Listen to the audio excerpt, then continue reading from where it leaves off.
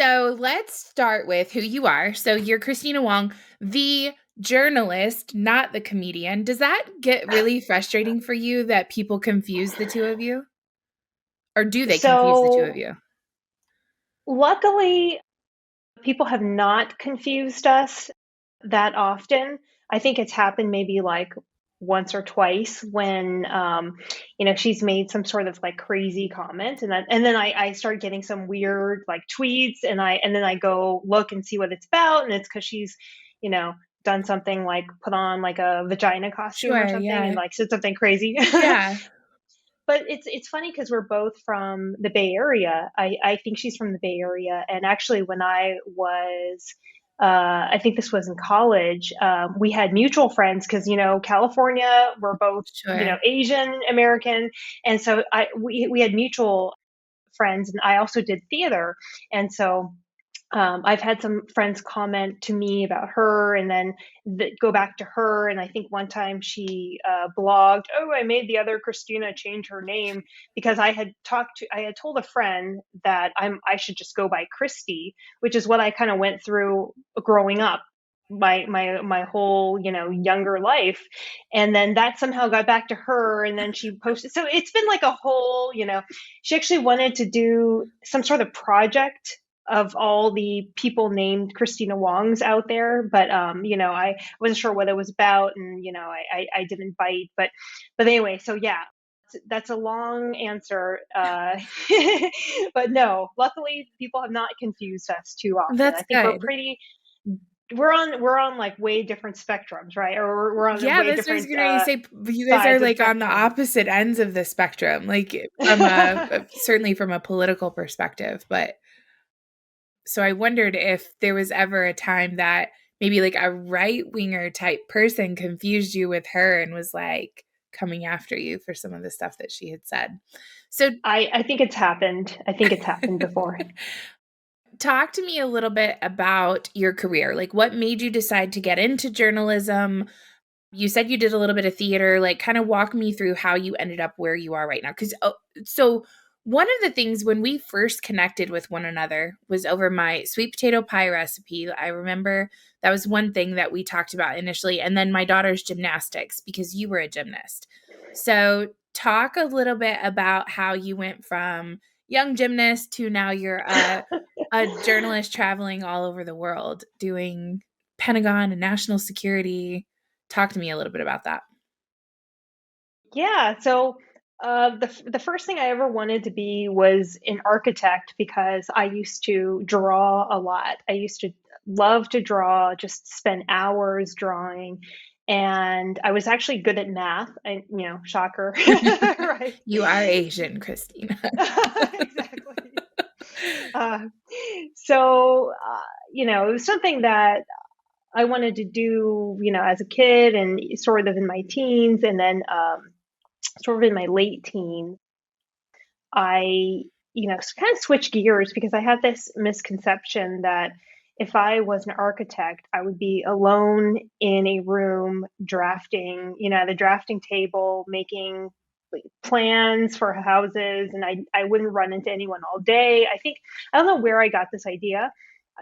I used to watch Brady Bunch reruns. Wasn't the dad an architect? Maybe I never Do watched I that have that show. wrong? I don't No, you know. might be So right. maybe that's wrong. I don't know. But I got this idea that, oh, okay, I'm going to be alone in a room, sitting there by myself, no interaction with people. And I was, pretty talkative, pretty opinionated, argumentative. I really like, talking to people. I was really interested in social justice, which is funny. And we'll talk about that, right? Because so I grew up in California, and sort of the reading list, you're given when you're in high school. I had this one freshman teacher, and she gave us these, authors of color, and so I was kind of sort of maybe, subconsciously filled with these messages of I was also really into hip hop, right? So it was kind of like Right. this this sort of, I wouldn't say it was indoctrination, but it was this feeling like, oh, I want to stick up for those oppressed. I want to, fight for the little guy against the big bad government. Right. And so I started, and also my dad is very much like that as well. So it was kind of like, I'm going to stand up and I'm going to fight. And we always had that thing going. And then so my older sister, actually, so she was in college at the time. She was going to Berkeley, and she said, "Hey, I you should check out journalism. I think you'd really like it." So then I started. I don't want to admit, but she's the one, that's what she planted the seed. And it was funny because she was working at her school newspaper, college newspaper, and she started writing, but then she got more into layout, right? And Right. so she really liked to design a page, and so I started doing more like of the writing aspect, and so art just seemed sort of like, okay, who's going to see my art? Maybe I actually thought I'd be end up homeless in Golden Gate Park selling paintings if I became an artist or architect. Just I didn't see a future, and for some reason I saw a future in journalism, which is you know probably just as precarious, right? Sure. So I again, it was this, not that I mean I love my job, but I had this misconception that like, oh, politics is serious. You know, so I wanted to, cover politics and become a political journalist. And I loved interviewing people. And I also loved, since I loved talking, I loved educating and teaching. And I felt like, this, and I also used to write a lot. So journalism had the writing aspect, had the people aspect, and the education aspect. So it was kind of like I thought it was a perfect job for me. So I started pursuing journalism. And it's funny because I loved writing, but I kind of got sucked into broadcast. A friend of mine went to a job fair, a journalism job fair, and he gave me this application. It was like an intern application for this local news station. And he gave me like a stack like this thick. And the first one I applied for, and then I really hounded them. So this was a KBC in Los Angeles, and I just was hounding them, week after week after week.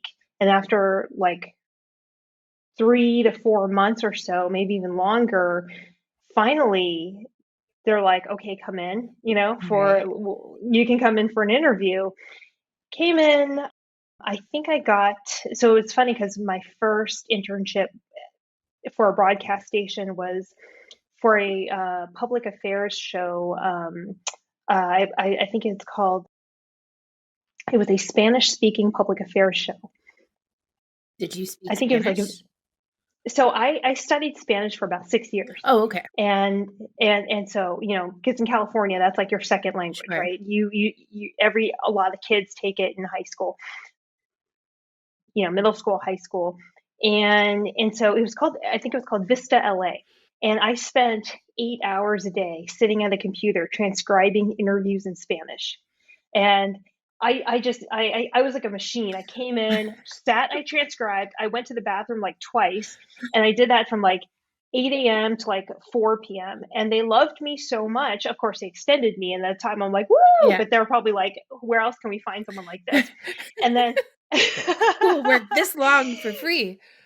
exactly, transcribing Spanish speaking interviews, So then finally I got to go to like the general newsroom, and where like everyone else was. And I did, after that I did entertainment. That was fun. And then I actually got recruited for a paid internship with ABC News in Los Angeles. And so that was a big deal, That's like huge. getting Yeah. paid, right? And Had you that was finished school at that point, or I had not. I think I had 1 or 2 more years of undergrad. And then once I graduated, I was still at ABC News, but then I moved to PBS. So I got a full-time job. So it was, an internship kind of turned into a part-time job. Sure. And it, to be hired in news, and this is like news bureaucratic speak, but you can be like a temp or like a part-time, or if they really like you, they'll bring you on full-time. Right. And then you have a career and like retirement benefits and all that stuff. But I just graduated, I think. So then I joined them, kept on going with them part-time. And then shortly after, I found a job at PBS for a PBS show called the Tavis Smiley Show. So I'm not sure if you know who Tavis Smiley is. I don't. So this is a another sort of public affairs show that is geared towards African Americans. Okay. So with an African American audience, it was an African American host, and so I did that for about 2 years, and then I wanted to, I found LA to be fun, but a little, it was really vapid. Even though you're working for this serious political public affairs show, you're still surrounded by the, like, oh, guess who was at dinner last night? Guess who Sure. walked into the restaurant? This celebrity, blah, blah, blah. Everyone's celebrity obsessed. And I found that when I went to these red carpet interviews, I'm like, I don't care about these people. Like, I don't really get nervous. I'm not starstruck. Sure. I don't care. And it was kind of stupid because I would just show up wearing like normal clothes. Right. Like I wasn't like over the top. Some people were like, you just wear like a nice dress, or like this is your moment, right, to Right. interact with celebrities. It was like such a cool gig, but I'm like, Yeah. because I was a college student at the time, so I'd like show up wearing what I wore to To school class that that day. day, Yeah. which is like, I wouldn't say sweats, but like not far off, Yeah, sure. and I would just go, and they have no choice but to talk to me, because I'm there for KBC and I've got the microphone. Sure. And I did interview a couple cool people like Harrison Ford, Gwen Stefani, Ice Cube. Like that was kind of cool, right? Yeah. Those were cool, but I was Especially in like, that time frame, right? Like in those years. Yeah. yeah. So I just kind of was drawn more towards politics. And so I made the move from the LA Bureau of ABC News to the DC Bureau ABC News DC Bureau. And I was there for a while. So my whole career with ABC News was for quite a while, Yeah. throughout this time, from intern to employee and in LA, and then to DC. And that brought me to DC, and that was sorry, I don't know if I'm like going into No, way too no, much no. detail. Keep You asked going. me Keep like going. one It's question. great. My phone rang, so And I had to like reject it oh, so it didn't interrupt us. yeah, so basically, I mean, it's pretty much lived up to what, I thought it would live up to. And it was funny because I was like sort of starstruck, I when I got to DC, and I would like see, like folks like John McCain or like Hillary Clinton, or like, just people you hear about in the news, like, oh my God, that person just. So you were starstruck in a different way. You were starstruck with politicians as celebrities versus the actual celebrities. Yes. So for me, seeing politicians, I mean, they were really like weak sauce politicians too, but it was like, oh my God, I just Sure. saw so and so, like I just saw Newt Gingrich, or like something ridiculous like that. Like just, someone in the political sphere, just because I thought, oh, this is so important. And then also when I was at ABC, we had like a number of politicians come in, like John Kerry, just whoever, actually Joe Biden came in one time, probably more than once, but just, like different folks. And so yeah, that was fun. And so I've covered, so I went from ABC to the Washington Times. And when I was at ABC, I kind of fell in love with military reporting. It started off with like, I want to be a State Department reporter. And then Right. I started really getting into the Afghanistan war, and I mean, like really into, like obsessed, like up until 2 a.m. reading, like you know think tank papers and like obscure, like papers and books and like reading about counterinsurgency and stuff. And then so that kind of led me to the military. And so since it wasn't like my full time beat, I would just do stories like here and there, and I did some on the some of the first stories I did were on wounded warriors, and those stories really just kind of sucked me in their stories, and then I'd Sure. start talking to military spouses, and even more so just because their stories were not really told, and so I sort of backed into military reporting that way, just from like Right. the war, the impact it was having on people and their families. And it was kind of like, this is what I was meant to do. This is what I want Sure. to do. I want to tell their stories. And then so I moved to covering the Pentagon. And the Pentagon is very interesting because it's a government, agency. And I mean, in a way it takes you away from people, and people's stories. But Right. but I did discover, the folks I did work with, the public affairs officers and the people you meet in the Pentagon, they've got stories too, and I really liked working with those people. And I just really like loved, reporting on the Pentagon at the time. I just loved the whole thing, like Pentagon briefings, questioning these, generals and important figures, the defense secretary, and then you get to go on the plane, the defense secretary's plane. You get to fly all over the world, and then you get to, go to war zones, and there you get back, and there you start reconnecting with the troops, and Sure. hearing their stories. You have to catch them the times where they're not being like guarded by the PAO, because the public Sure. affairs Yeah. officer is like always there listening, making sure nothing weird is said, so if you can still find times. They're all like cringing right now, if they're actually listening. But yeah, so I did that in Afghanistan. I went to Iraq, but it was only like an overnight kind of trip. But I went to Afghanistan several times.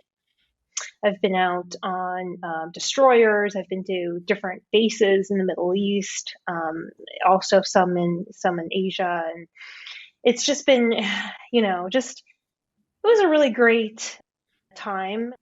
I still cover the Pentagon, but it's different. We can talk about that because this is one long ramble. But No, I love it. It's so awesome. Because I think so people don't like understand what actually goes into your job. Like I think they just see you guys as people that sit behind a computer and type and that's it. And you just put stuff out there. So this is cool. Keep going. yeah, no, so well, I mean, you're not really far off because nowadays a lot of reporting is just you're sitting behind a computer, and that's like the worst part of reporting, in a way. I mean, I like writing. I like constructing a story. I like having something to put out, and I like it when people, read it and interact with it. I feel like I'm having an impact, and I still really like that part. But I mean, reporting nowadays is so different, so different. I mean, I remember when, I first took my first journalism classes. The teachers would be like, "Oh, you talk to this side, then you talk to that side, you present both sides, and then Right. there's that whole, shoe leather journalism where you like go talk to people, you go outside, you go find people, you find the right person, you show up at a place," and that still exists. People are still talking to lawmakers. You go to Congress, you run up to them, you ask them a question. I did that. So after the Washington Times, I went to the Hill, and the Hill is basically you're just chasing lawmakers all day. So there's Right. quite a bit of, I did that and covered the Pentagon. So it was kind of like both. So there's a lot of interaction, but a lot of reporting nowadays is that you are just sort of someone else reported this, so you write a report about that report, and a lot of it is you're sitting at your desk, just typing all day, hunched over, sitting like Sure. for Yeah. hours, and then you're eating, and that was you know I would say that was my life for some of the time. So I mean, now I'm not really selling my job. I do love it. I do get to do really exciting things still. I went Sure. to Pakistan, I went to Taiwan, I've been to Japan. So no complaints, no complaints. But there is a lot of, yes, you are sitting at your computer writing. So let's talk a little bit about what you just said. So you'll get a report and then you'll do a report on the report and that kind of stuff. And it starts to feel like as a consumer, so somebody who's consuming the news and the media, it's starting to feel like it's just one message that's being sent out. It's just, one side, one perspective. You're just going, you can find the same article from 12 different publications, and it's creating a twofold problem. Like, one, there's no accountability. So because we are a nation that has a freedom of the press, whatever wants to be printed can be printed, right? Like, and that's a good thing. But the problem is that if that information is incorrect or inaccurate, and you have a press that is unwilling to admit that, or make any sort of like strides to be honest rather than propagandized, then you have a massive distrust in the media. And now it has gotten to the point, and I would say, for me personally, I can't speak for everyone in the world, but my distrust in the media came when the Russia Gate situation happened in 2016, where they pressed on us so hard that this was so true, and this is Russia influenced our election. And then all of the information that came out afterwards, it was like, actually, no, that isn't what happened. And so now, even when something is genuinely untrue, they've discredited themselves so much where now when they push back on a story, it must be true. This wild, crazy story that I'm reading has to be true because the media says it isn't. Like, we've Yeah. reached, like, it's like the Overton window shifted so hard that now nobody believes anything, Yeah, and which it's makes everything true. oh yeah, I mean, you just like summarized so many industry problems, and that's why I count myself so thankful, like, to have gotten out of the mainstream media bubble. So, all the jobs I just, listed off, I mean, those are very mainstream media news. Correct. And it is a bubble. You don't think different. There's none of your colleagues think differently. Everyone is overwhelmingly liberal. There might be like one or two, and maybe they keep quiet, but I mean, there's such groupthink there, and there's sometimes not even really time to think, about like, oh, is there, Right. like some other angle, or like, oh, what, and it's worsened by, you know, sort of what I've seen over the years of my reporting is just that the media used to want to hold government accountable, but because there's this sort of, no, and I think maybe it's social media, or I'm not sure what it was. Maybe it's because liberals seem to be good at building institutions or capturing, certain, power centers or something. But they've you know, Democrats have somehow align themselves with the media, or the media have aligned themselves with Democrats. So when you have, and this doesn't go for everyone, but I've seen like reporters go from, I'm going to speak truth to power, I'm going to get the truth, I'm going to hold the government accountable, to I'm going to help the government get their message out. And Sure.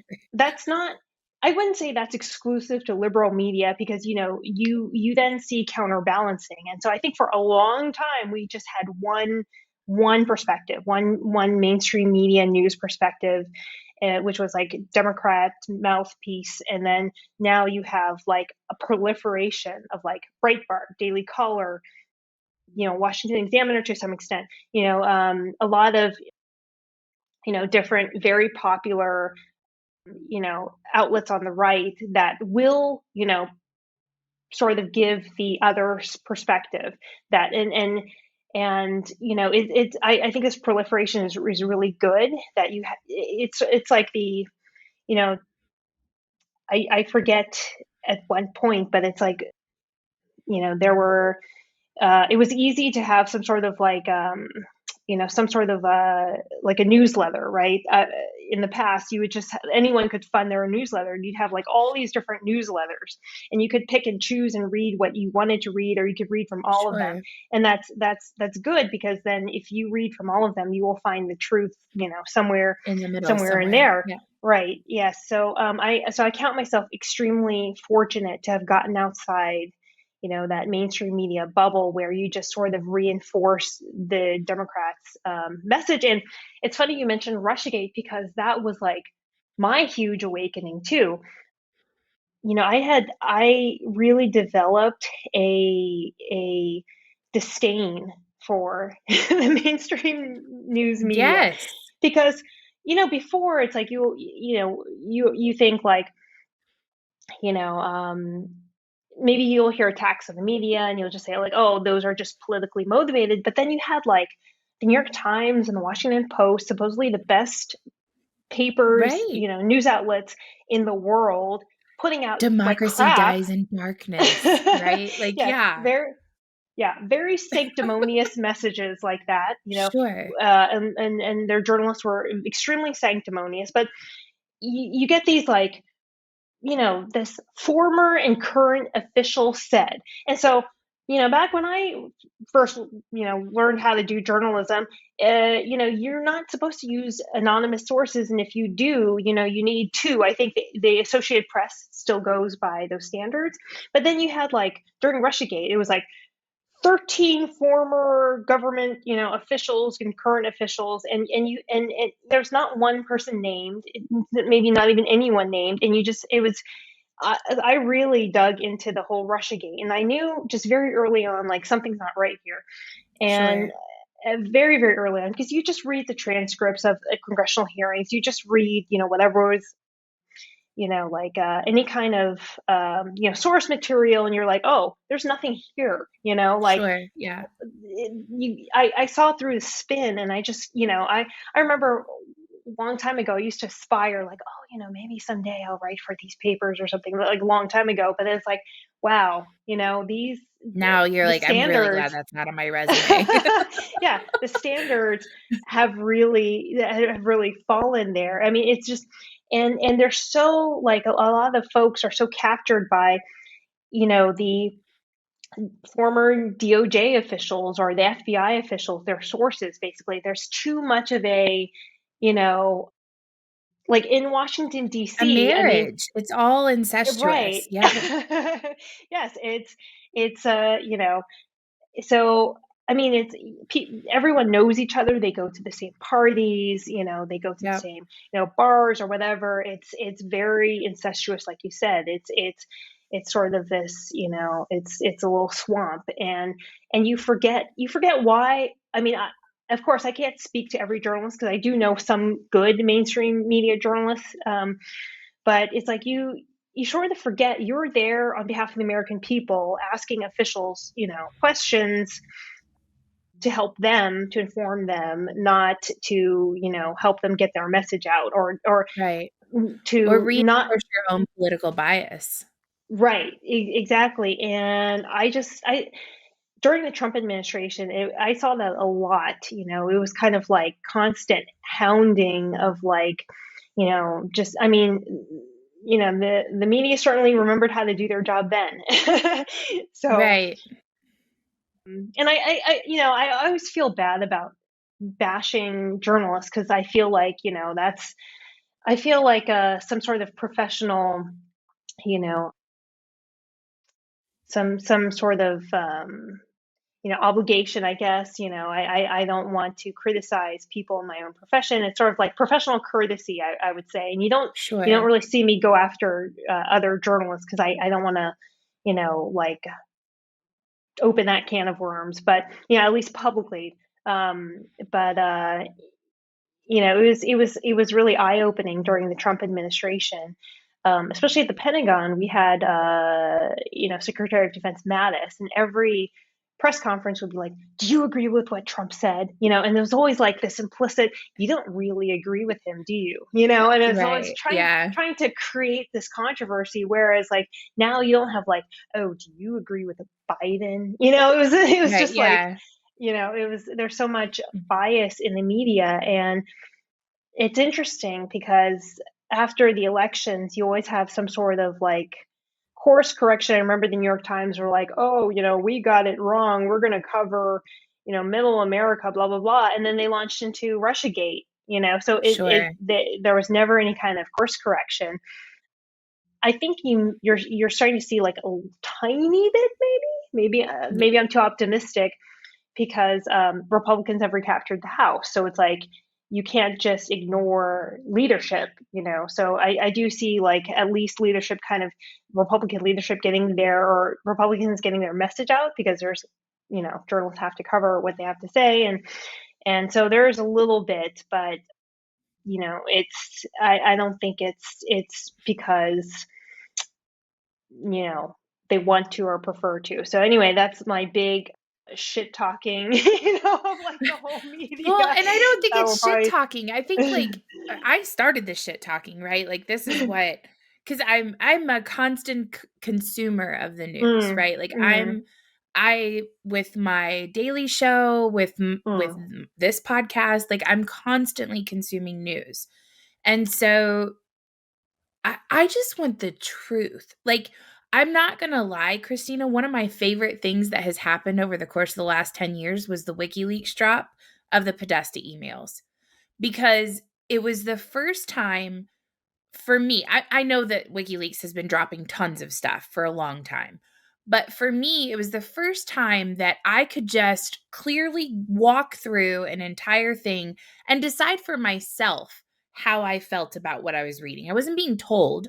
It was all there in black and white. And I wish it's like we're starving for that. We're absolutely hungry for someone to just go dig the information and give it to us. We'll decide how we feel about it. China flies a fucking balloon over our country. Just tell us, hey, here's a balloon. This is what we think the balloon is doing. And you decide how you feel about that. Not, we're going to keep it a secret so Antony Blinken still can still go on his trip to China.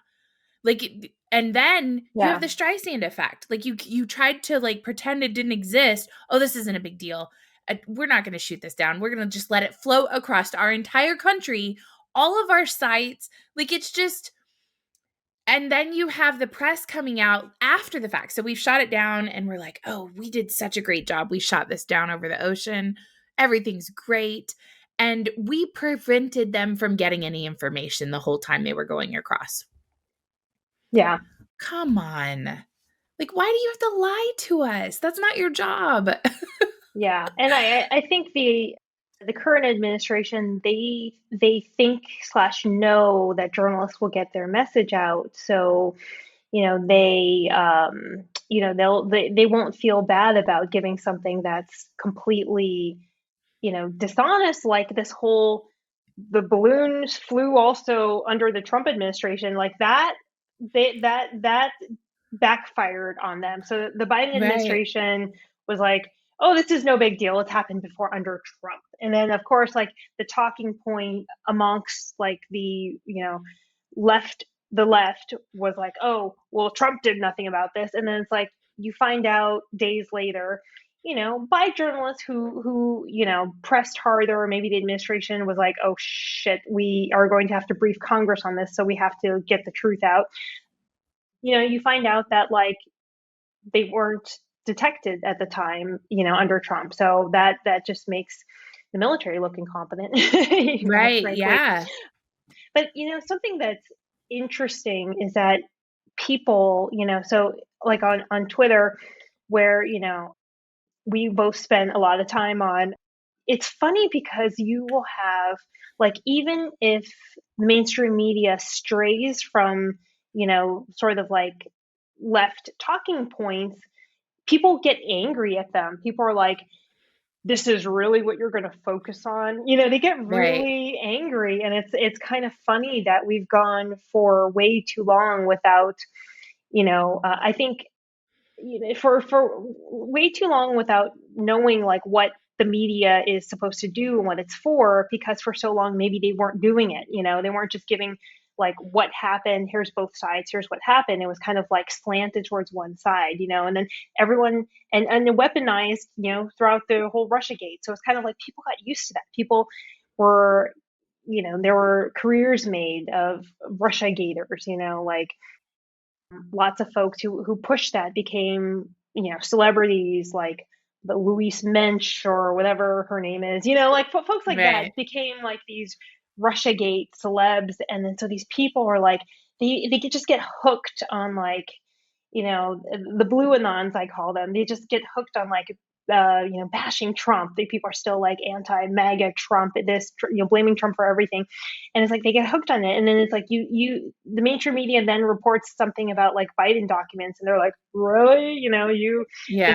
is not as bad as Trump, blah blah blah. And it's I think we're kind of in a, interesting place in media now. I think we still need a course correction, but then again, part of that correction is just saying, okay, fine, you just, you know appeal to your audience, and then we'll provide, the rest. And then, people can just sort of, read everything. But what I really want to be dumped are the Twitter files.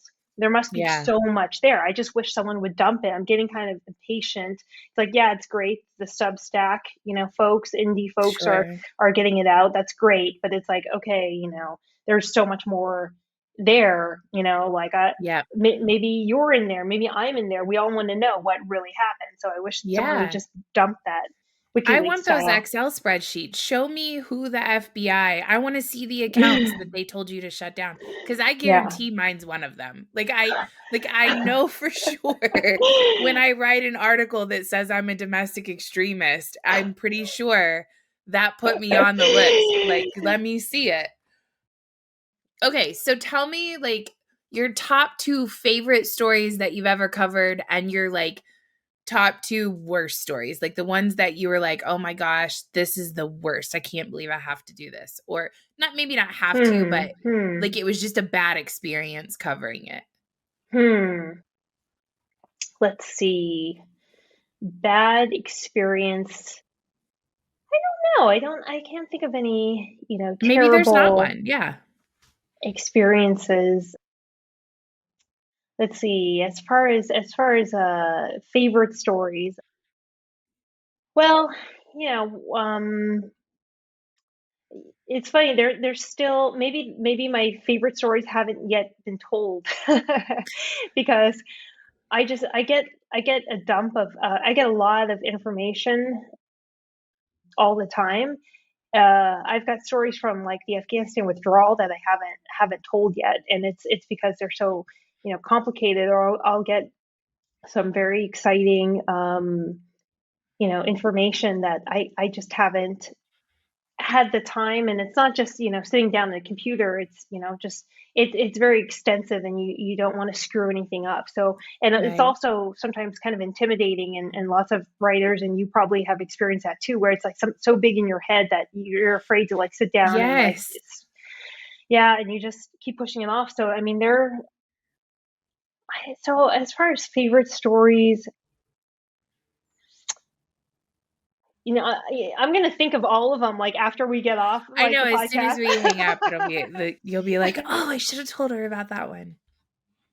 Okay. um, So, well then tell me, let's do some personal stuff now. You just got back from Africa. Tell me about that trip. It was personal, right? It was not professional. Yeah. So tell me about that. So, Africa was. So now I'm thinking about your previous question because it's going to bug me. Um, so I would just, you know, Reporting from Afghanistan was probably one of the best reporting experiences of my life so far. That was a whole month in Afghanistan. No communication with my editors back in the U.S. You're just going, you're just doing whatever. You're talking to troops. I did a bunch of cool things.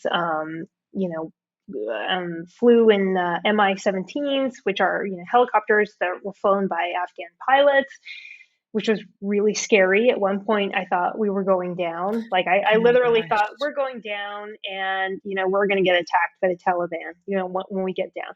So yeah, it was very interesting. And at one point, I we were supposed to go to Marja, which is like the birthplace of the surge, the Afghan surge, where they tried to retake the initiative. I think this was around 2011, and we're supposed to go through this route called, I think it's called IED Valley, an IED, improvised explosive device. Right. And there were supposed to be like 100 Taliban waiting for us, and then someone else was like, actually, it's more like 1,000 supposed to be waiting for us. And I was going to go because I thought, you know, all these Marines, I was with the Marines at the time. These Marines are going. Why am I special? I'm going to go. And I was terrified. I was like probably super pale. I wasn't really talking. I wasn't really eating much before we were going to go. I was taught how to apply a chest seal, how to apply a tourniquet with one hand in case you know um, my other arm was blown off or something. So just So you get yeah, all this like critical, like awful, like health stuff right before you go on this trip. yeah. Oh, by the way, They there's going to be 1,000 Taliban there. Have fun. Yeah. Yes, and the mission got called off at the last minute, and I was sort of disappointed because I was so hyped up for it, not in a positive way, but it's like so psychologically hyped up for it. It was like this huge letdown, and it ended up happening later, and it was fine, so that's good. But it was just a great experience. It's kind of like what you get into military reporting for, is like you were there, talking to the folks who are putting their lives on the line. It sounds cheesy, but it's like, their stories are never told. They're not supposed to really, share their opinions and talk to the media. But, I was there with the folks on, at the front lines. So that was a, really fun reporting experience. And I guess anytime I get to talk to real people Yeah. and go do that quote shoe leather reporting, that's fun. And there's a lot of stories. One I have still pinned on my Twitter feed is that it's gotten a lot of likes and retweets, but I feel like no one cares because of this partisan media environment. It's like, even though it's a big deal, uh, it's only going to be read by one side, which is, I talked to some very, very good sources that were on the ground in Afghanistan at the time of the withdrawal. The pullout. And Yeah, I've yes, read the article. It's really good. there was one person that I probably can't say too much about, but this one person, in addition to several different people and emails, basically said that Biden at one point was screaming, "Get fucking asses on in seats," because he saw it was turning into a disaster, and they wanted to Right. salvage it. I mean, this was, of course, before the Marines died, before the bombing, but they wanted to salvage what was clearly a disaster by getting to say this was the largest combat evacuation operation, non-combatant evacuation operation in history. So they wanted that positive talking point, and they Right. said, get people onto the planes. But that was extremely difficult logistically because there were troops at the gates. You can't let in Taliban. You can't let in, terrorists. They're screening everyone. There's thousands of Afghan civilians pressed up, against the gates and trying to get in. There's just chaos. And then you have Biden being like, "Oh, get some in." And then you've got like buses coming in. It's just like completely chaotic. Troops were not sleeping. They were sleeping, catching a few hours of sleep at a time. And so it was extremely difficult for them to just, for, I think it lasted for like 2 weeks or something. These troops were exhausted. Yeah. And so and and part of the that was part of what led to the bombing was like, oh, stay at the gates, let more people in. Yep. Not to mention a lot of people bum rushed the planes in the beginning. Maybe they were employees on the base, maybe they were just in Kabul at the time. Didn't we They were find out, like, when they made it, because they went to Kuwait first before they came here, right? And then the secondary screening process, a lot of those people were people that should not have been let in the country in the first place, right? Yes, and some of them were armed. Some of them had like guns. There was like a riot. There were a lot of people who managed to get on the planes who weren't supposed to be on the planes. They weren't interpreters. They didn't work with the U.S. military or the U.S. And then government. we left, like, a ton of our SIVs behind, Yeah. and part of that, I mean, and correct me if and I'm just, like, clarifying some of this because the people who listen to this should go read the article. It's a really, really Oh, thank you. well-written, great article, but we were shutting down the places that could issue the actual documentation that people needed, and our State Department's like, "Oh, well, here's a piece of paper, just hand this out to people." It was like, "What?" Like, the way that it was handled from an administration perspective is just disgusting. It Like, was it it was was terrible. Yeah, I mean, the State Department was not allowed to mention the word evacuation, so there was very little planning for what happened. So it was just this clusterfuck. People told me they boarded helicopters without their shoes. They were like things were left all over the place. I mean, they were panicked. They were burning so much stuff. Helicopters couldn't land because you have to burn stuff before you leave, and so it was just like this complete like shit show. And folks didn't get warnings like the SIVs, the special immigration or special immigrant visas applicants. The ones who served with the U.S. military and State Department, they didn't get notices. They were like in different provinces. Yeah, and this is something also when I was in Afghanistan, I met these translators who did help the U.S. military. They didn't have to. Some of them very just it sounds cheesy. I hate the word cherish, but like a lot of troops really cherished their relationships with their interpreters that sure. kept them alive during that time.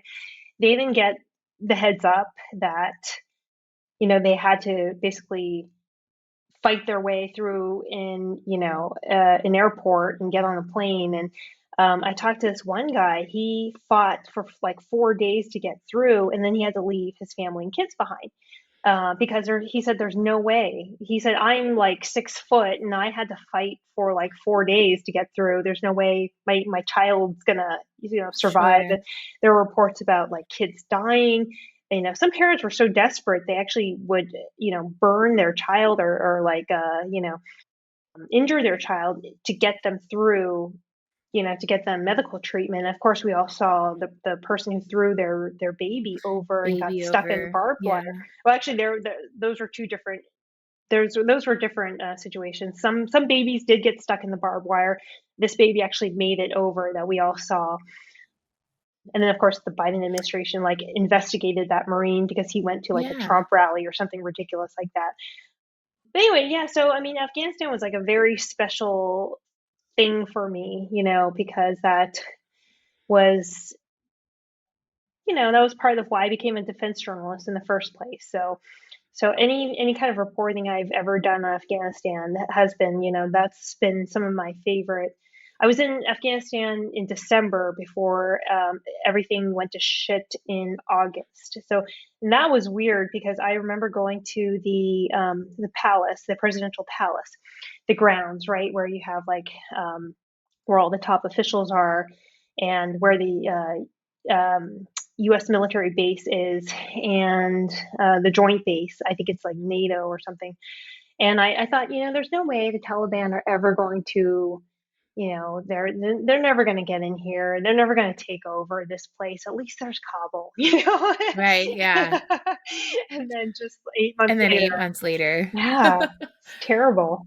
I have a follow-up question for you before we go to personal stuff. Yes. So, do you feel having covered national security and the Pentagon and things like that for as long as you have, do you feel that as I want to be careful about what language I use here because I don't want to like force you into a position, but do you feel like covering it has been more difficult as the government has turned more secretive with the way that they like it feels very shadowy. Like a lot of decisions are being made. It's coming out now that Mattis is like, I didn't even know any of this stuff was going on. Yeah, I lied to the commander in chief about stuff. Like you're starting to see some of the thing I lied about the number of troops that we had in Afghanistan so that you know what I mean? Like you're starting to see like a bureaucratic arm moving outside of the realm of what government authority really should look like. Has it become harder to cover it where you're not able to break through for some of that information? Do you feel like you get stonewalled more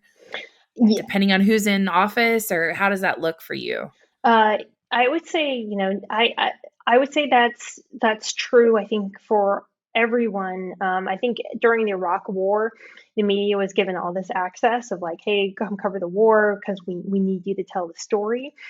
Especially after the Gulf War was successful, and then you had the Afghanistan and Iraq, and you kind of still had the embed programs from you know, the first Gulf War and Iraq. So you had like a really strong embed program where they bring troops to the field and tell their stories. And so I think that was like the golden era of like the military public affairs officer, you know.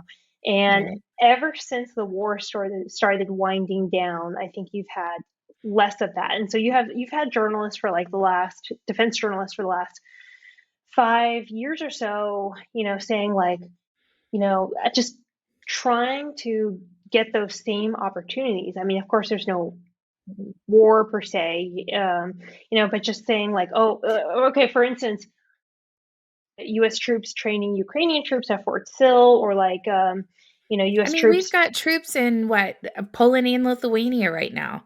Yes, Like and you know what I mean? Like, yeah, send some reporters over there. Let us see what you actually have our taxpayer dollars doing. yes, and so yes, the Pentagon has gotten extremely. So right now they're kind of like, oh, we'll look into this. So yeah, they've become very, very secretive in so another thing I do, I'm on the board of military reporters and editors with several other journalist colleagues, and we're always pushing for more access. So I don't think it's just me, that Right. feels like information is being kept from. And I think they certainly do have their favorite journalists, maybe the journalists they trust, to get out certain messages, or certain journalists that they will respond to, faster, or like friendly journalists.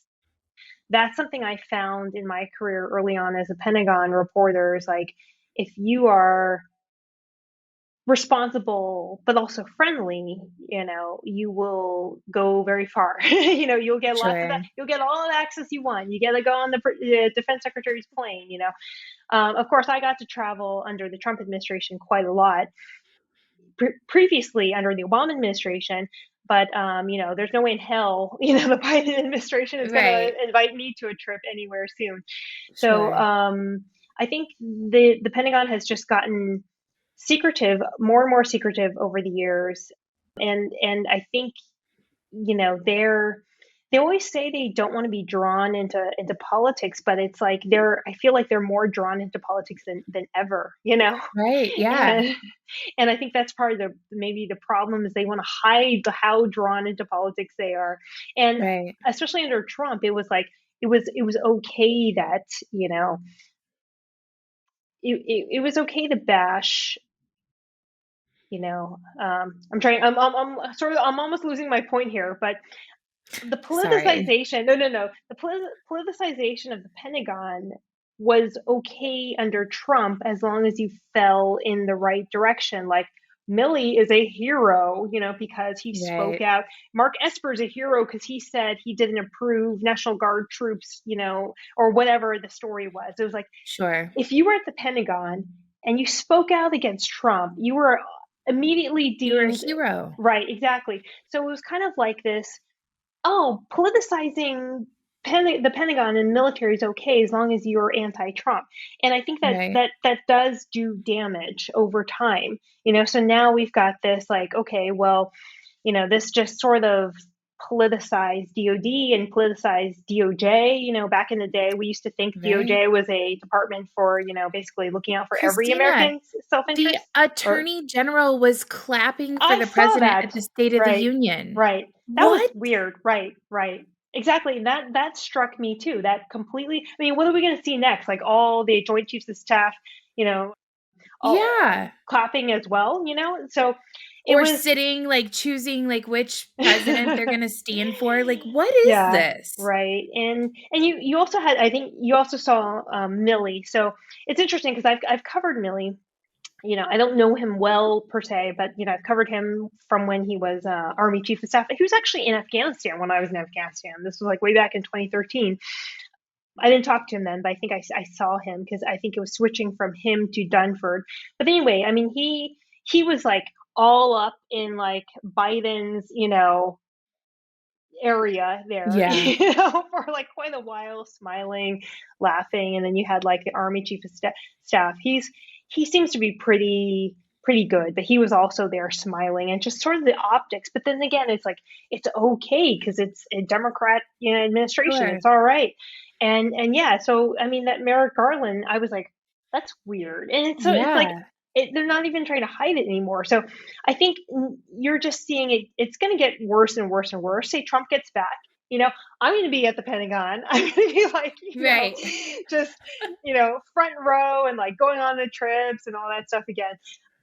So, It'll be yeah, great for you. Great for exactly, us. Like, and that's exactly. the other thing too that's, I guess, really disappointing is when you made the comment a while ago, you were like, it's like Biden would ever invite me on a trip. Like, that's a huge discredit and disservice to the people of the nation that you're not willing to even invite an opposing opinion to see what you're doing. Because that tells us that you're doing shit you don't want people to find out about. You're only taking people that will hide or will say, what's Get the the message word? out. Right, right. They'll get your message out, but they'll, you know, conveniently leave out the bad parts, because they'll see it, they'll know it's there, they just won't report on it. And that's what's really frustrating and disappointing. It's And just yeah, even so, you just sort of reminded me of something. So when Trump was in office, some of my some colleagues at the Pentagon, they would, just be on Twitter saying, you know, Defense Secretary has Breitbart on the plane. So you had quite a lot of, we talked about how I don't like to bash, particular folks. They had no problem doing that with me right. throughout the Trump administration. And, so I mean, I still won't go after individual folks because I just don't think that's right. Just Sure. for me, I'm not going to take cheap shots at them, even if I don't like their tweets or agree with their tweets or whatever. That same courtesy does not extend to me, and Sure. I think you bring up another good point. There's like one of me, and then there's like the rest of everyone else who have the same sort of like, we're going to report this, and all of our reports are going to look the same. And again, I hate bashing other journalists, especially ones that I know, but it's like, it's kind of like you don't really have different, viewpoints that are being, you know cultivated, I would say, by Right. an administration. So talk to me about Africa. What did you go there for? What did you do while you were there? How was the trip? What did you bring back with you that you're just like, this is the one lesson that I learned from this trip? So it's going to be hard because now I'm all amped up talking about the media. Now I have to like bring it down. So something I learned in Africa is the importance of rest. So we went to Ethiopia and Kenya, and Ethiopia was we were in Addis Ababa, and it's always funny saying that Addis Ababa, Ababa. Ababa. So it was very, very busy, chaotic, dirty. There's a lot of construction. I mean, the people are wonderful and there are some beautiful places, but I mean, it was just sort of your typical chaotic capital city. Kenya was it was amazing. We went on a safari. I mean, this is like a bucket list trip, and so Sure. it was probably the best vacation I've ever had. That's so awesome. So for a week, we're just completely checked out. The cell phone service was not working. I couldn't get internet.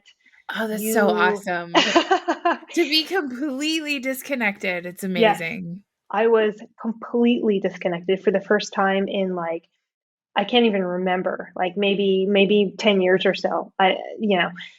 Just completely disconnected and there was so much quiet. It was Yeah. wonderful. I could hear myself think. So we'd be on the safari ride and you're just out in the middle of nowhere. No one's talking. It's you hear the engine of your Land Rover, whatever you're in, but other than that, it's just so quiet. There's no planes, there's no other cars, there's no people talking, there's no traffic, there's no noise, and you really can hear yourself think. And we stayed in a cabin, but they were sort of people were sort of spread out, so you didn't have like a neighbor right next to you, which was good because everything was we were staying in this sort of like this tree house, like this cabin with like screens for and basically we were in tents. So you couldn't hear your neighbor. You'd wake up, you'd fall asleep to absolute silence and you'd wake up in just the birds chirping, insects making noise, sometimes monkeys screaming, or there's like this one animal, I don't remember its name, but it was like just screaming sometimes, and it sounded like someone was dying, but other than that it was like very, very peaceful, and you got to reconnect with yourself. And my husband of course was there, so and also I felt like I was reconnecting with my husband and myself on this trip. And you wake up when the sun comes up. After the sun goes down, there's candlelight, and you tweeted about this recently. You tweeted that people back in The the alarm day, clocks, yeah, yeah. exactly, used to use nails as alarm clocks, and when the candle burnt down it would fall and you'd wake up. And that's kind of how I felt like I was living. It was like so natural. You wake up with the sun, you go to sleep, soon after the sun goes down, and there nothing was forced. You Right. just wake up, you go on your safari, you eat. Of course, this is like completely detached from anything you can do like in reality. So Sure. I was so lucky, but it was kind of like this. You sort of need this almost to sort of um, reset, I guess. And so for me, you know, um, I'm a night owl. I can't fall asleep at night. It makes it hard to wake up in the morning. I feel like I spend some days in like a brain fog, and you're just Sure. forced to like churn out, stuff. And so I'd been on that for like years, so long, I can't even, for probably more than the past 5 years, 6 years, 7 years. And I never had a chance to just like, just breathe, relax, realize how important that peace and calm is, because then you're just connected to what you actually think, like, and actually how Right. you feel. And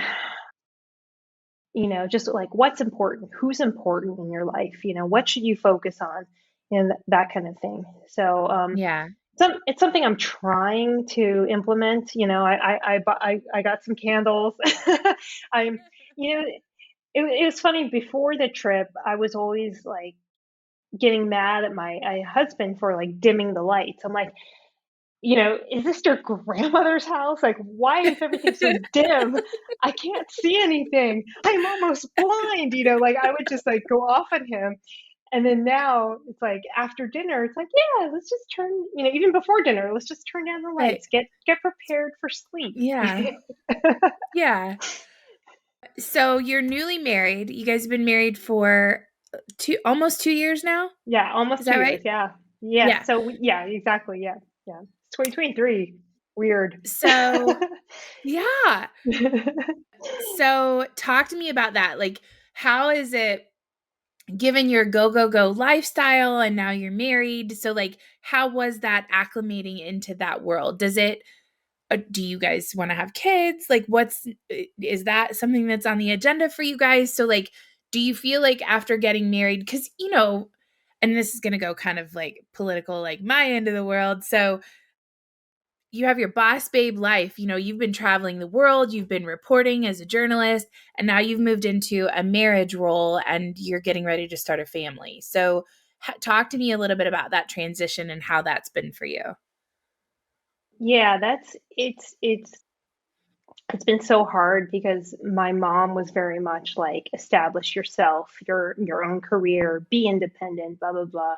And she's very conservative, but maybe it's the Asian in her, maybe it's traditional, maybe it's the time she grew up in, but she was always like, make sure you have your career before you do anything.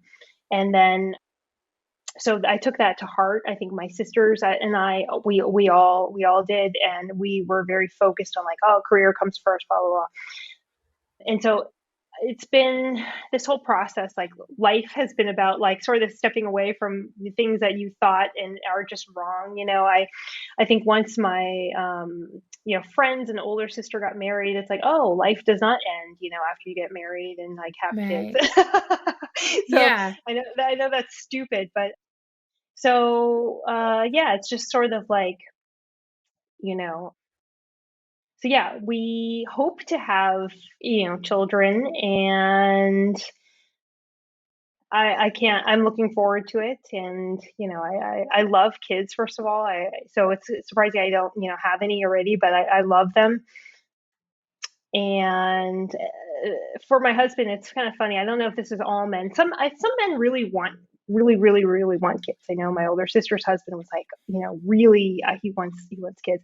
I think for my husband, he's just kind of like, it's cool, If it if we happens, have one, okay. yeah, if it Yeah. happens, yeah. So he's not like pushing for it, but he's kind of like, well, I'd be sad if we didn't, that kind of Yeah. thing, Yeah. you know. But so yeah, I think this is something that we're looking forward to do. And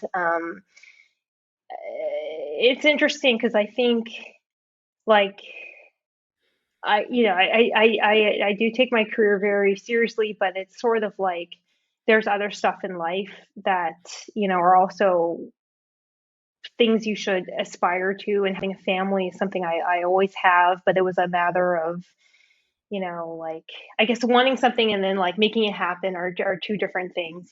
So Right. that's always was also part of the dream, right? Get married, have kids, have a career, Right. but doing it in practice is not, it's not easy. It's and hard. and I think that it's funny because my husband, he's the one who does the cooking, except for that recently I've started, you know, there's more recently we started just eating different things but together. So like Right. he likes to meal prep. So he'll make some, he's a great cook. So he'll make some like delicious tonight, or yesterday he made, what did he make? Like what is it? I think Georgian chicken or something. And I think it's Georgian chicken. He always has these like, he gets into these phases where he's like, I'm making uh Turkish chicken, or I'm making Spanish beef, and then the next day he's making this kind of beef, and then that. And so he gets into like these like phases where he makes different things, and then I'll just, because I'm trying to stick to a meal plan, so I'll make ground turkey spaghetti, and so it's really interesting. So I feel like he's not getting the traditional wife that I I think he would really enjoy, if I, not even traditional wife, like a wife who really likes to like make carrot cake or make banana bread or something. And like, I wish I were like that. And I look at other Right. people who are like that. I'm like, wow, that is great. I'm going to do that. But I it know doesn't that's how you happen. and I met. You're like, "Yeah, give me your sweet potato pie recipe that you've never made before." I'm like, "Yeah, send me a picture when you make it." I've never gotten a picture, just so you guys know, she's never made it before. I Oh went my through the God. painstaking effort of handwriting out Oh everything God. in this recipe, Oh my and God. I sent it to her, and she never Oh, made it. I'm so busted. I'm so called out right now. This is true. This is true. I haven't made a So pie in a long time. I wanna touch on one more thing before I let you go, because I know you've got some work you need to do. Talk to me a little bit about you're seeing a rise, at least from a reporting perspective, of Asian hate, where Mm. there is a lot of, and I think it's very much tied to the CCP more than it is to Asians themselves. I think that you're seeing a lot of people saying, I don't like the Chinese, but they're talking about the Chinese government. They're not talking about Chinese people. And so I'm wondering if in your reporting, in your career, in your personal life, are you seeing any more hate directed at you for anything other than being a journalist? Or is it because you are Asian? I'm curious about that. Growing up, kids would say mean things sometimes, but not any more than any other, kid. I think kids get picked on. I mean, I certainly was not like picked on, but occasionally someone would say something. Sure. And I remember I at one point I was a birthday party host, and this kid, I think he was like Middle Eastern, he says to me, he goes, "You look like you got your face punched in." And right. And I think he That's was just, terrible. I know. And I was so shocked. And his mom's like, "Oh no, he doesn't mean it." I'm like, "Yes, he did But he mean just that." said it. Yeah, yeah. The kid was like 8. I mean, I think that's old enough to know you shouldn't say mean things to strangers. Anyway, so, you get comments like that, but, whatever. People say mean, rude things all the time. So yeah, like occasionally here and there you get like a go back to China or something, but it wasn't like it was these quote white supremacists. I mean, these were like folks in DC, which is like predominantly liberal, right? Or like you have some Right. like drunk guy who's like ching chong, So yeah, I've gotten like things like that. Right. But I mean, that was a long, long time ago. I can't even remember the last time someone like said something really, like made some sort of like racist comment or joke to me, except for 2 years ago during the pandemic. I was walking with my husband, and this guy says to me, this black guy, he's just on the side of the street. He's not homeless or anything. He's just standing there. And I walk by, and he goes, "Hi, Corona." And it took me a second because he was smiling at me, and I was like, "Oh, he's being friendly." And it took me a second to realize what he called me. That he called me. Right. Actually, my husband heard it, so he was like, "Oh, that's not nice." I'm like, "What? What'd he say?" He's like, "He said Corona." And then I turned back, and I think I yelled something. I don't remember, but by that time I'm like, okay, well, it's too late. And that's fine because I don't like these weird confrontations on the street anyway. Who knows, maybe he's armed. I don't want to get my husband, injured, whatever. But that's the most recent time anyone has said anything like racist to me. In my experience, if the people who have said unintentionally or intentionally racist things to me, it's not by political affiliation. I've had some coworkers in my mainstream media job say some really insensitive, inappropriate things to me. So by far, this is not like, I know the media likes to paint it as like Trump supporters are racist and white supremacists, blah blah blah. But a lot of the weirdo comments I've gotten about just being Asian are from liberals. Oh, you must be good at math, Christina. Oh, you must be like the really like the completely insensitive things that they think are backhanded compliments. Like they think they're complimenting you, but they're really actually being genuinely racist. Yeah, I was asked if I babysat because the other Asian woman in the organization babysat, and this like giant, yeah, right. And it's like, oh, I babysit because so and so babysits, and it's like that's such a rude question to ask at a news organization, right? Like, what does Right. babysitting have to do with? So anyway, I'm used to comments like that from from so-called like people who like to morally preach about racism. So that's been my experience, and just it's a very touchy subject, but the whole black on Asian crime, we see that a lot in video, in videos and on the news, and I've gotten a lot of hostility, personally from like African Americans, but it's probably because in DC there's like a very large African American population. But I always felt like this was something I couldn't talk about. So it's like I'd get harassed or someone would say something rude or mean or something, but I could never talk about it because they're sort of like this protected race where you can't, they never do Sure. anything bad. So it's hard even now to talk about that. I mean, these crimes are still happening against Asians in like Oakland and San Francisco, like hardly, conservative What do you think is hotbeds. causing that hostility and that increase? Like what from your perspective, what do you think is driving that? I think it's that we are not we are also minorities. So I think there's a tendency for minorities to feel like they can attack, verbally or otherwise, like other minorities.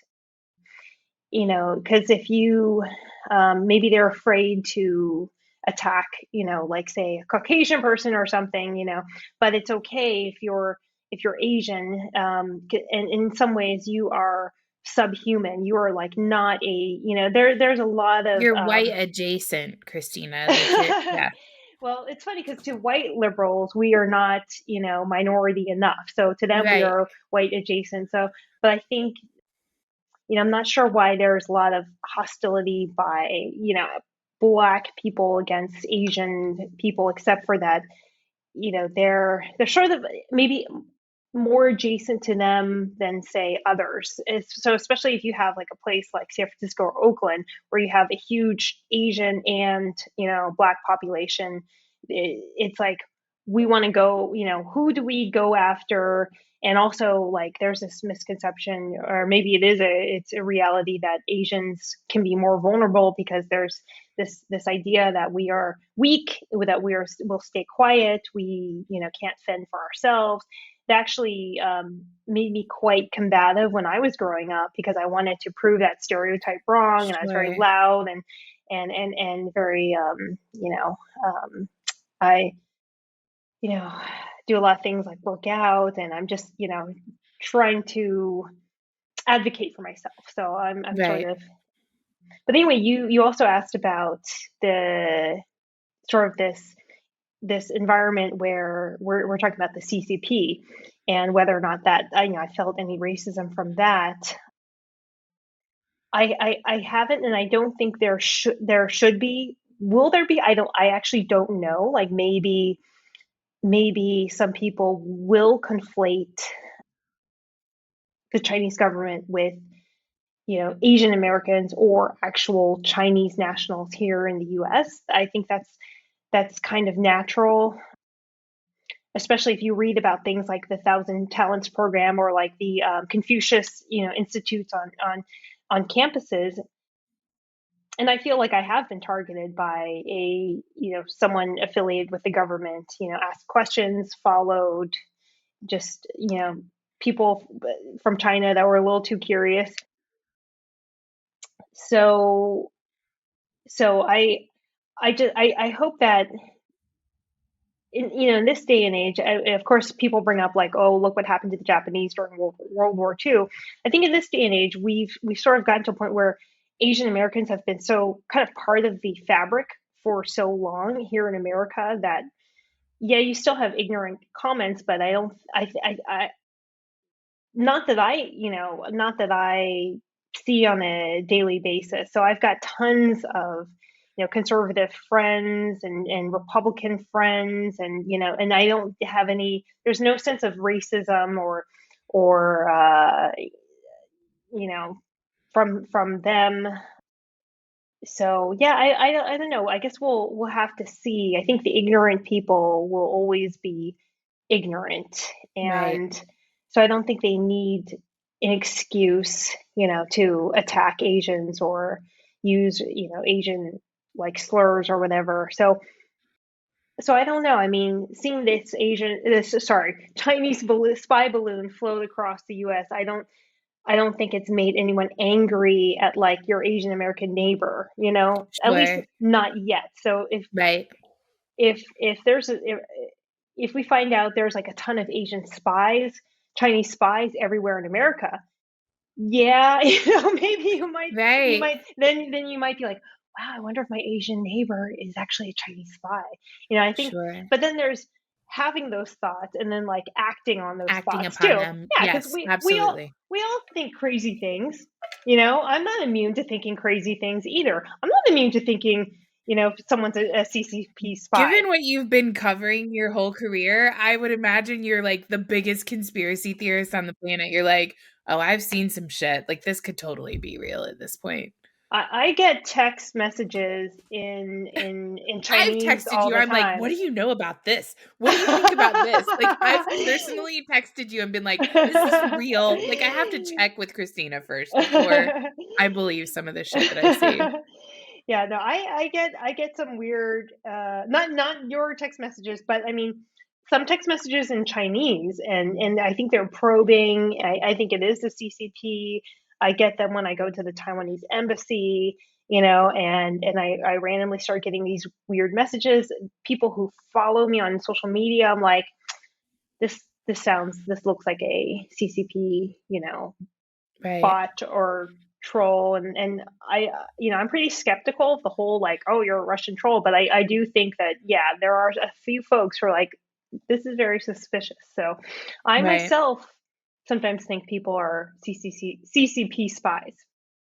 So I guess we're just gonna have to see, but Well, I mean, they have police stations here in the United States now. yeah, So, like, let's right, be real.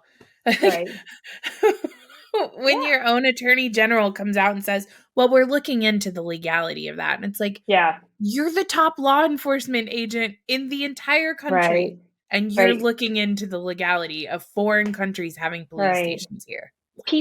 People need to I think people need to wake up, and they are waking up, and that's why this whole thing about like, oh, don't conflate China with Chinese people, and don't be racist, that's dangerous, because we don't want to hide the threat that China poses to the US.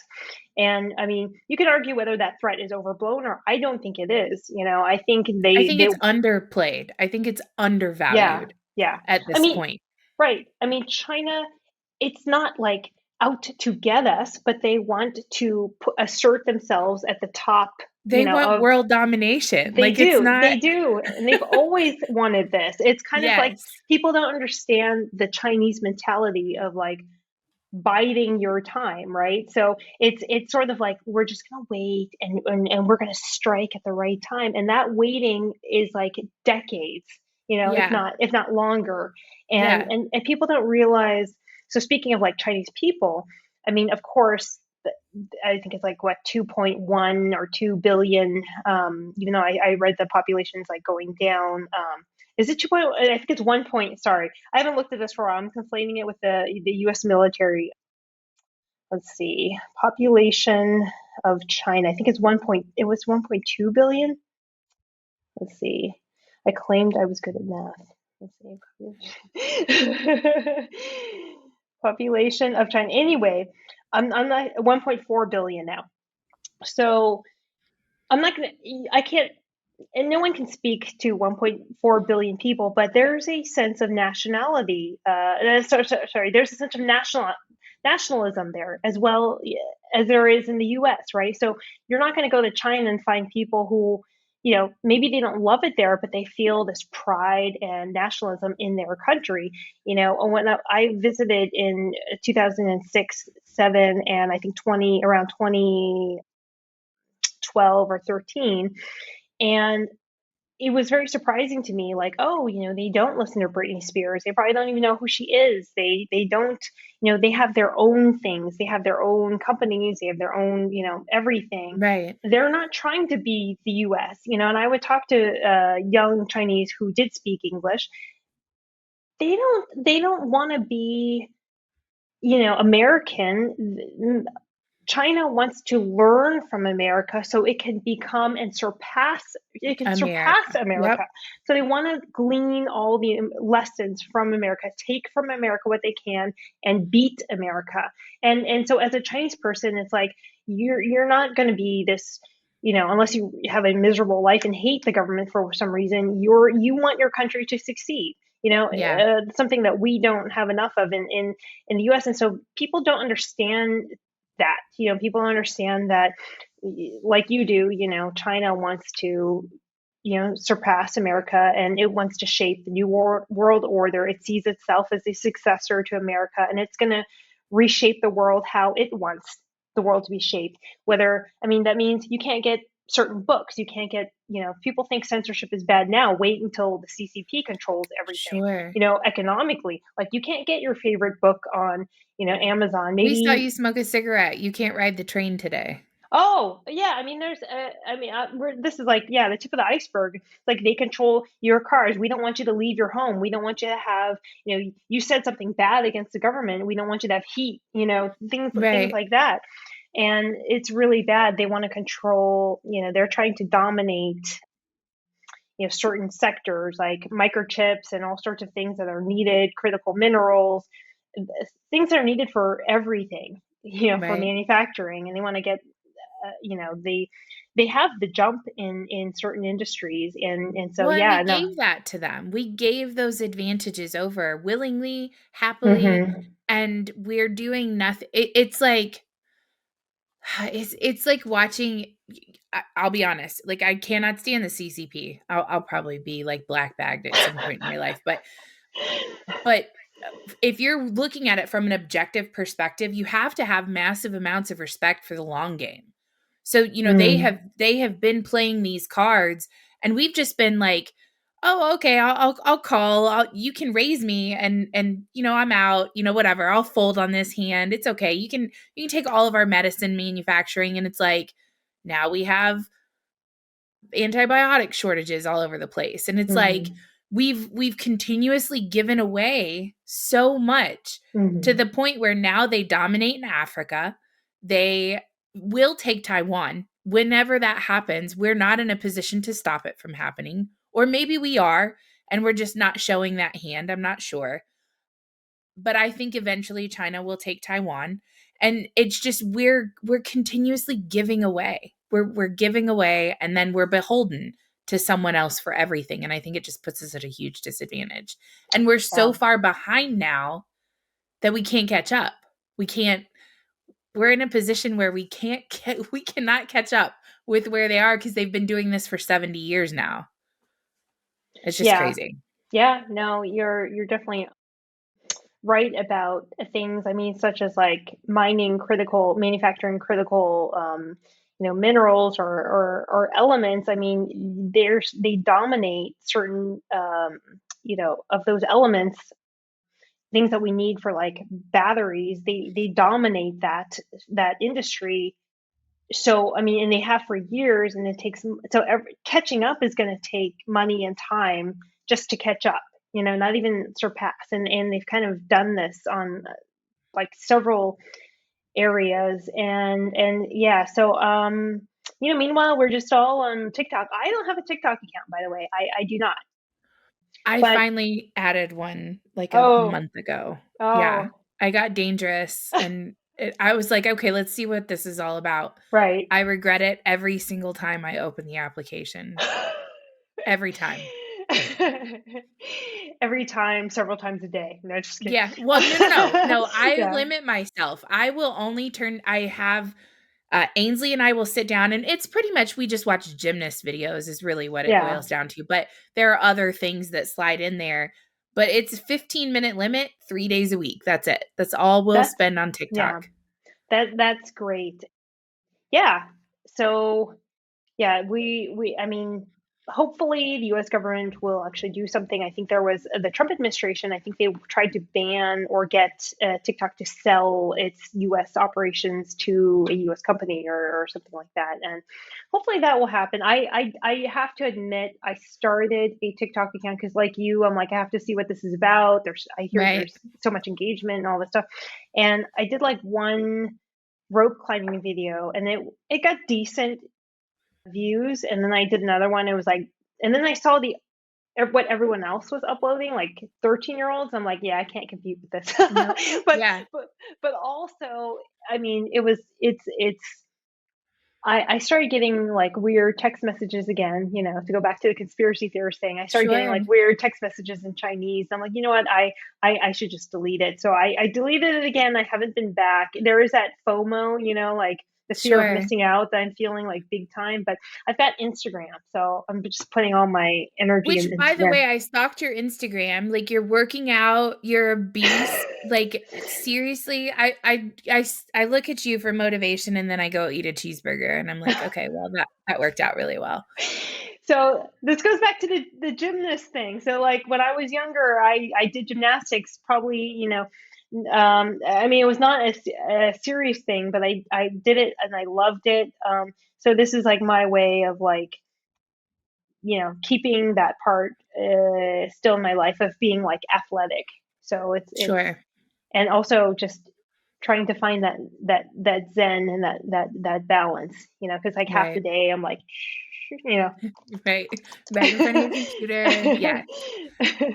So before I let you go, tell me what you're working on. Like, what project are you working on right now? What do you got coming up? Where can people follow you? Tell me that stuff before we go. So right now I am drilling down into China, you know, and so it's all about the threat to China, which is something that should come natural to me because I've read a lot about China and was interested in the topic for so long. That and maybe seeing where these investigations led by Republicans are going to go. I love politics, so just kind of like you sort of, we're starting to see 2024 machinations, Sure. all of that kind of stuff. But mostly like just, stuff on China. I'm still following, troops who want to be, they want to come back to the military after being kicked out over the vaccine, whether or not the Congress is going to reinstate them or with back pay. So that's something else I'm interested in. Hopefully I'll find time to do those investigative pieces that I talked Sure. about. And, other than that, I think I'm trying to just find that successful balance, still in like between like work and personal and just, and I would say like ever since Africa, I found it a lot easier because I just got so much sleep and I'm like, oh, this is what it's like This is when you're great. arrested. Yeah. So Right. I've been getting more sleep and I'm just able to go through the day better, Right. Be more productive. Yeah. Exactly. And it's I like, get no wow. sleep. I don't sleep. I get maybe like 2 or 3 hours at the most a night. Yeah. Oh my God. You could be one of those superhumans though that don't need sleep and can still function. Honestly, I think you are. I mean, you have this Well, I podcast work and full time. I've got yeah. my kids, and then I have my podcast stuff. So it's like, yeah, Yeah, there's and I mean I no time try for sleep.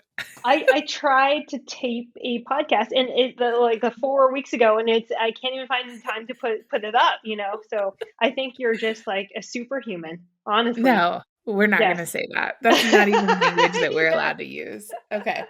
All right, so where can people find you? So you're on Instagram. Do you want people to come find you there? Because I wouldn't if it were me, but I have all of these other social medias. I'm like, don't I use TikTok to shit on Taylor Lorenz. Like that's what I do. I make videos to make fun of Taylor Lorenz. That's it.